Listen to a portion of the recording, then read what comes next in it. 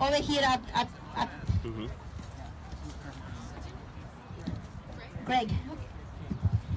Gracias.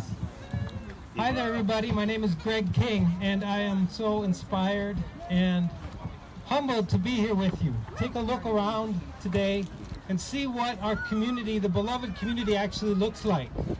You won't see this in the halls of decision-making power. And this is what is feared most of all, is that the people stand together and demand that we be treated like human beings. I am a son of a Filipino immigrant, and I know looking out today that there are not enough Asian Americans and Asian immigrants in this crowd in numbers that we really represent in society.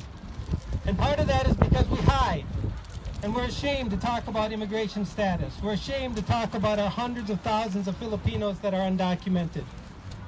And the reality of it is we, as a community of Filipinos and a broader group of Asian Americans, need to mobilize and understand that the fight for any human rights is the fight for our human rights.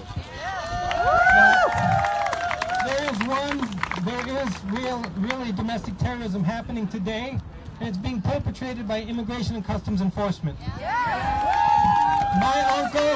My uncle, who's driven a bread truck for decades, lived here on a tourist visa that's expired, has put his 4 kids through college. He didn't do that because he wants to be illegal or a criminal. He did it as a way of life, and it wasn't an easy choice. It's not a frivolous choice. He has not seen any of his kids grow up, get married. He hasn't been there for the birth of his 8 grandkids. But he does it because he wants what we all want: a roof over his family's head, the right to clean food and water, and dignity. So what I pledge to you today is to come back again and again with bigger and bigger groups of Filipinos and Asian Americans and Americans, and say that the fight for undocumented rights is the fight for the 400,000 TNT Filipinos who are living without documents.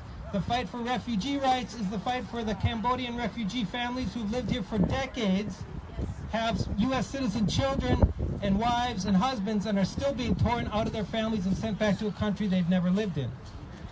A fight for the rights of all the workers is also the fight for immigrant rights, because when immigrants don't have rights, they get exploited. Like my uncle, they live in the shadows, they become sex workers, they become abused, and they don't go to the police, they don't go to social services and report that these things are happening.